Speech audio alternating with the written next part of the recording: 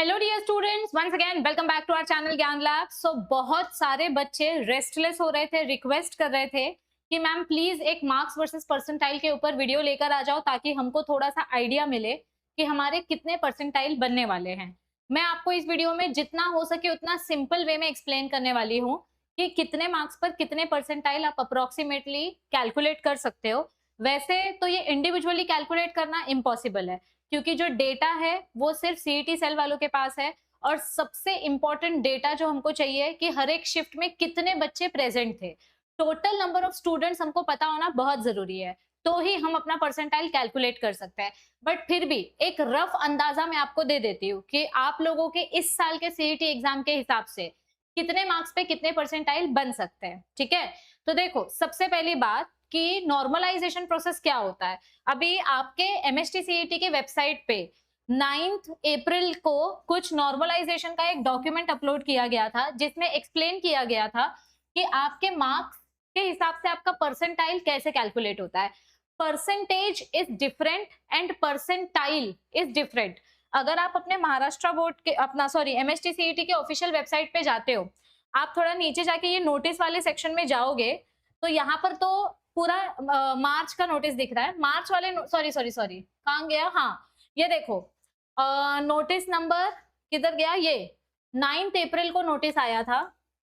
9 अप्रैल को document on normalization MST CET students के लिए ये एक नॉर्मलाइजेशन का डॉक्यूमेंट दिया गया था। अभी अगर मैं इस डॉक्यूमेंट को ओपन करूं तो इसमें आपको एक्चुअल फॉर्मूला वगैरह सब दिया गया है कि आप कैसे अपने मार्क्स के हिसाब से अपना परसेंटाइल कैलकुलेट कर सकते हो। हाईएस्ट स्कोर और लोवेस्ट स्कोर और टोटल नंबर ऑफ कैंडिडेट्स की मदद से हम अपना परसेंटाइल कैलकुलेट कर सकते हैं कि फर्स्ट डे 1 शिफ्ट 1 में कितने बच्चे थे, कितने बच्चों ने टोटल एग्जाम दिया, सबसे हाईएस्ट स्कोर क्या था, सबसे लोवेस्ट स्कोर क्या था।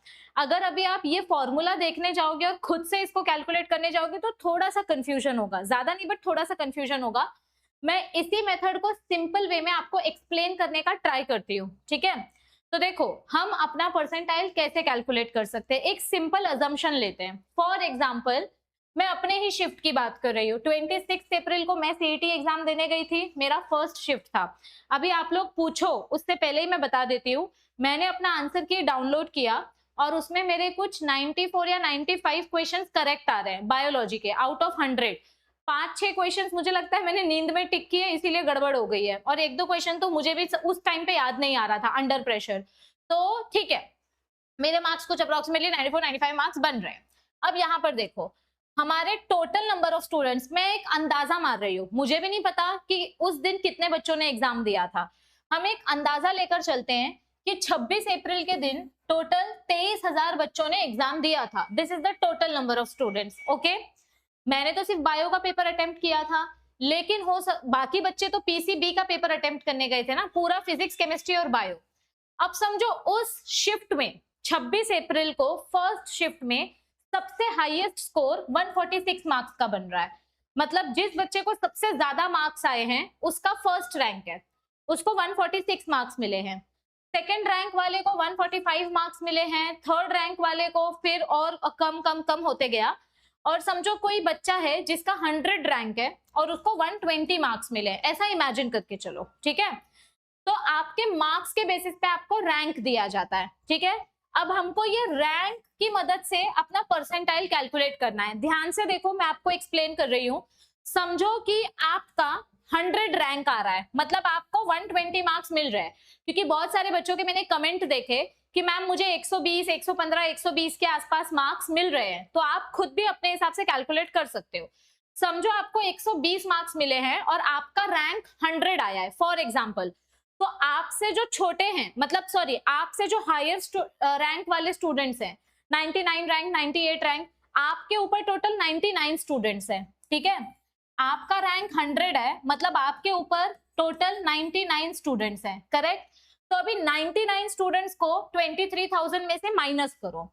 मैंने 99 स्टूडेंट्स को 23,000 में से माइनस किया, ये कलर दिख रहा है ना, हाँ चलो कैलकुलेटर से कर लेते हैं।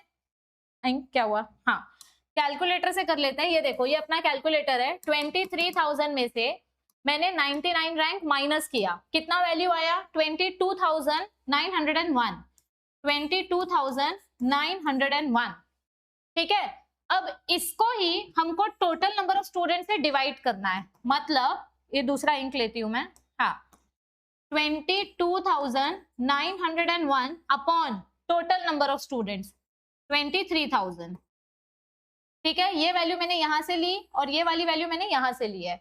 अब इसको कैलकुलेट करो और इसको 100 से मल्टीप्लाई करो, तो इसको भी डिवाइड कर लेते हैं। 22,901 अपॉन 23,000, ये देखो 22,901, ये दिख रहा है ना सबको, हाँ इट इज विजिबल। इसको मैंने डिवाइड किया 23,000 से, आप खुद भी करके देखो, तो आंसर क्या आया 0.9956। अभी इसको हमको किससे मल्टीप्लाई करना है, 100 से। 0.9956, आगे के और दो डिजिट्स ले लेते हैं, 9565, ठीक है, 9565 इंटू 100। अब इसको 100 से मल्टीप्लाई करो, इसको मैंने 100 से मल्टीप्लाई किया तो मेरा आंसर क्या आएगा 99.569565। ये आपका बनेगा परसेंटाइल। तो जिस बच्चे को अप्रोक्सीमेटली इतने मार्क्स आए हैं और उसके शिफ्ट में अगर 23,000 बच्चे हैं तो उसका ये परसेंटाइल बनेगा। लेकिन ये परसेंटाइल किसके ऊपर डिपेंड करता है, ये डिपेंड करता है कि आपके शिफ्ट में टोटल कितने बच्चे थे। सब कुछ डिपेंड करता है कि टोटल कितने बच्चे थे आपके शिफ्ट में। अभी इसका एक और एक एग्जांपल देती हूँ, ठीक है। समझो आप अपना शिफ्ट इमेजिन करो कि आपने 12 अप्रैल को एग्जाम दिया, 13 अप्रैल को एग्जाम दिया, आपका फर्स्ट शिफ्ट था या आपका सेकंड शिफ्ट था, ठीक है। कोई भी एक दिन इमेजिन करो और उसका एक शिफ्ट इमेजिन करो। अभी यहाँ पर देखो, समझो इस शिफ्ट का हाईएस्ट स्कोर 153 मार्क्स है और इसका जो 500 रैंक है उसका 132 मार्क्स है। यहाँ पर टोटल 19,100 बच्चों ने एग्जाम दिया है, टोटल प्रेजेंट स्टूडेंट्स 19,000 थे। और सेम दूसरे उसी दिन सेम शिफ्ट में, सेकेंड शिफ्ट में हाईएस्ट रैंक 157 मार्क्स है, इसका कम मार्क्स है, इसका ज्यादा मार्क्स है। अभी इसका रैंक सेम है लेकिन इसके मार्क्स कम है, मतलब यहाँ पर कम मार्क्स में फर्स्ट रैंक मिला है, यहाँ पे ज्यादा मार्क्स में फर्स्ट रैंक मिला है। अब यहाँ पर ध्यान से देखो मैं क्या बोलने जा रही हूँ। यहाँ पर 19,100 टोटल स्टूडेंट्स थे, यहाँ पर 19,300 स्टूडेंट्स थे। समझो आपका रैंक ये है, this is your rank, for imagine this is your rank.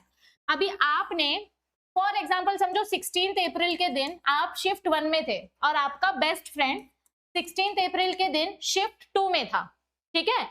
आप सेम डे शिफ्ट 1 में थे, आपका फ्रेंड शिफ्ट 2 में था। अभी दोनों को यहाँ पर सेम डे पे आपने एग्जाम दिया है, आपको ज्यादा मार्क्स मिला, आपके फ्रेंड को कम मार्क्स मिला, तो दोनों में से किसका परसेंटाइल ज्यादा होगा, किसका परसेंटाइल कम होगा, कैलकुलेट करते हैं। फिर से सेम फॉर्मूला अप्लाई करेंगे। इधर देखो, आपका रैंक 500 है, आपके ऊपर कितने बच्चे हैं, आपके ऊपर 499 बच्चे हैं, यहाँ पर भी कितने बच्चे आपसे ऊपर है, 499 बच्चे हैं।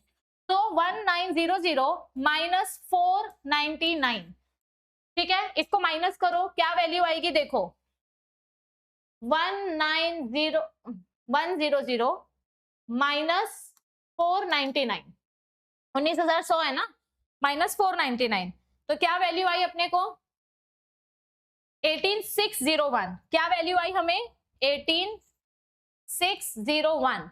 अब इसको टोटल नंबर ऑफ स्टूडेंट से डिवाइड करो, 18,601 upon total number of students 19,100 into 100 करो, इसकी वैल्यू क्या आएगी 18 अपॉन 19,100। आंसर क्या आया 97.3, मतलब 0.9738। अब इसको 100 से मल्टीप्लाई करो, मैंने 100 से मल्टीप्लाई किया 97.387434, 97.387434, ये आपका परसेंटाइल है, ठीक है, दिस इज योर परसेंटाइल। अब अपने फ्रेंड का परसेंटाइल कैलकुलेट करो, सेम फॉर्मूला अप्लाई करना है। 499 माइनस करो, क्या आएगा यहाँ पे वैल्यू 19,300 माइनस 499, 18,801। क्या आया इधर पे आंसर 18,801, यहाँ पे 601 था, यहाँ 801 हुआ। अभी इसको डिवाइड करो टोटल नंबर ऑफ स्टूडेंट से, 18,801 अपॉन 19,300 इंटू 100, ठीक है, डिवाइड करो। इसको डिवाइड किया हमने 19,300 से, आंसर कितना आया 0.9741। अभी इसको 100 से मल्टीप्लाई करो, 97.414507 414507। अब ये आपके फ्रेंड का परसेंटाइल है। अभी एक आपको चौंकाने वाली चीज यहाँ पर क्या दिखाई देगी, आप दोनों को 97 परसेंटाइल है, लेकिन आपके फ्रेंड का परसेंटाइल ज्यादा है, आपका परसेंटाइल कम है, पॉइंट में कम हो गया। पर आप सोचोगे मुझे तो उससे ज्यादा मार्क्स मिला है, आपका मार्क्स ज्यादा है पर आपका परसेंटाइल कम हो गया। उसका मार्क्स कम था फिर भी उसका परसेंटाइल ज्यादा आया। इसका मतलब क्या? इसका मतलब ये है कि दो चीजों पे आपका परसेंटाइल डिपेंड करता है। दो बहुत ही इंपॉर्टेंट फैक्टर्स हैं। पहला फैक्टर है टोटल नंबर ऑफ स्टूडेंट्स, क्योंकि देखो आपके शिफ्ट में जितने ज्यादा स्टूडेंट रहेंगे उतना ज्यादा कंपटीशन बढ़ेगा। सीधी सी बात है, 100 लोग अगर एक रेस में भाग रहे हैं तो ऑब्वियस सी बात है कि जो बच्चा सबसे फास्ट होगा वही जीतेगा। लेकिन 100 लोगों के बीच में कंपटीशन है तो कंपटीशन बहुत हाई लेवल का है। 10 बच्चों के बीच में कंपटीशन रहेगा तो कंपटीशन थोड़ा कम रहेगा। तो दो फैक्टर्स बहुत इंपॉर्टेंट रोल प्ले करते हैं। पहला फैक्टर होता है टोटल नंबर ऑफ स्टूडेंट्स और दूसरा फैक्टर होता है डिफिकल्टी लेवल। क्वेश्चंस कितने ज्यादा डिफिकल्ट थे, समझ में आ रही है बात? डिफिकल्टी लेवल भी बहुत ज्यादा मैटर करती है। अब अगर इस साल का 2026 का अगर हम टेंटेटिव परसेंटाइल निकालें कि कितने मार्क्स पे कितना परसेंटाइल बन सकता है, तो देखो इधर पे अगर किसी बच्चे को पीसीबी का मिलाकर 160 प्लस मार्क्स आ रहे हैं तो उसका डेफिनेटली 99.9 के ऊपर परसेंटाइल जाएगा। ठीक है, अगर किसी बच्चे को 140 से 160 के बीच में मार्क्स आ रहे हैं तो उसका परसेंटाइल 99.1 99.2 ऐसे इसके बीच में आएगा। अगर आप इस रेंज में बिलोंग करते हो तो आपका इतना परसेंटाइल आएगा, अगर आप इस रेंज में बिलोंग करते हो तो आपका ये परसेंटाइल आ सकता है, और अगर आप इस रेंज में बिलोंग करते हो तो आपका इतना परसेंटाइल आएगा। मतलब अभी मेरा बायो का कुछ 94 95 मार्क्स हो रहा है तो मतलब मेरा परसेंटाइल भी 90 के आसपास आएगा, क्योंकि इस साल के सीईटी के फर्स्ट अटेम्प्ट, अपना जो फर्स्ट अटेम्प्ट था ना, मतलब जो अप्रैल में हुआ है, थोड़े से डिफिकल्ट लेवल के क्वेश्चंस थे, और जो सेकंड अटेम्प्ट अभी मई में हुआ उसके बहुत इजी लेवल के क्वेश्चंस थे। तो फर्स्ट अटेम्प्ट का कंपटीशन ज्यादा था और ज्यादा बच्चों ने एग्जाम दिया है। सेकेंड अटेम्प्ट में कम बच्चों ने एग्जाम दिया और कंपटीशन भी कम हो गया। ठीक है, तो इधर देखो जितना ज्यादा कंपटीशन, जितने ज्यादा बच्चे एग्जाम देंगे उतना ज्यादा परसेंटाइल आएगा, जितने कम बच्चे एग्जाम देंगे उतना कम परसेंटाइल आएगा। क्योंकि ज्यादा बच्चों में अगर कम मार्क्स आया तो भी आप टॉप पे हो, क्योंकि आप हजारों बच्चों से फाइट कर रहे हो और उसमें आप टॉप पे आ रहे हो। यहाँ पर कम बच्चे हैं तो कम कंपटीशन है, तो जो एवरेज बच्चा भी रहेगा उसके भी मार्क्स ज्यादा आ जाएंगे। तो जितने ज्यादा स्टूडेंट्स रहते हैं उतना ज्यादा परसेंटाइल आता है, क्योंकि कंपटीशन बढ़ जाता है। जिसको 80 से कम आया है उसको ऑब्वियसली 80 से कम परसेंटाइल मिलने वाला है। अभी कोई बच्चा बोलेगा मैम मेरे 50 मार्क्स आए हैं, मेरे 60 मार्क्स आए हैं, मेरे 75 मार्क्स आए हैं, तो आपका परसेंटाइल 80 के ऊपर नहीं जाने वाला, 70 और 80 के बीच में आपका परसेंटाइल बनने वाला है। इससे ज्यादा कम मार्क्स आए हैं तो उसका परसेंटाइल कैलकुलेट करना थोड़ा डिफिकल्ट है, तो थोड़े दिन और रुक जाओ, आपको रिजल्ट ही मिल जाएगा और आपको पता चल जाएगा कि आपके कितने परसेंटाइल आए हैं। आई होप यहाँ पर आपको आपकी सारी क्वेरी क्लियर हो गई होगी। यस एवरीबडी, जैसे ही सेकेंड अटेम्प्ट के आंसर की रिलीज होंगे वैसे ही हम आपके लिए और भी अपडेट लेकर आएंगे। अगर आप लोग चाहते हो कि हम आप लोगों के लिए करियर रिलेटेड या फिर स्टूडेंट्स के इंटरव्यू वीडियोस लेकर आए या फिर और भी अलग अलग वीडियोस आप चाहते हो तो आप नीचे कमेंट करो कि आपको और कैसे टाइप के वीडियोस चाहिए। डॉक्यूमेंट रिलेटेड आपको वीडियोस चाहिए तो वो नीचे कमेंट करो। जितने ज्यादा कमेंट जिस टाइप के होंगे हम उस टॉपिक के ऊपर वीडियो बनाने की कोशिश करेंगे। और एक इंपॉर्टेंट इन्फॉर्मेशन, नीट 2026 का एग्जाम कैंसिल हो चुका है और अब फिर से आपका नीट एग्जाम होने वाला है जो कि जून में होगा मोस्ट प्रोबेबली। तो नीट एग्जाम के लिए आपको रिवीजन में हेल्प करने के लिए हमारा ये जो नीट वाला चैनल है ज्ञान लैब ट्यूटोरियल के नाम से, इस चैनल पे मैं रेगुलरली आपके लाइव सेशंस कंडक्ट कर रही हूँ। आज भी मैंने लाइव सेशन लिया था, कल भी मैंने लाइव सेशन लिया था। यहाँ पर मैं आपको regularly chapter wise MCQs practice करवा रही हूँ, क्योंकि महाराष्ट्र बोर्ड के बहुत सारे बच्चों का नीट का फर्स्ट अटेम्प्ट यानी मई में जो एग्जाम हुआ था वो अच्छा गया था।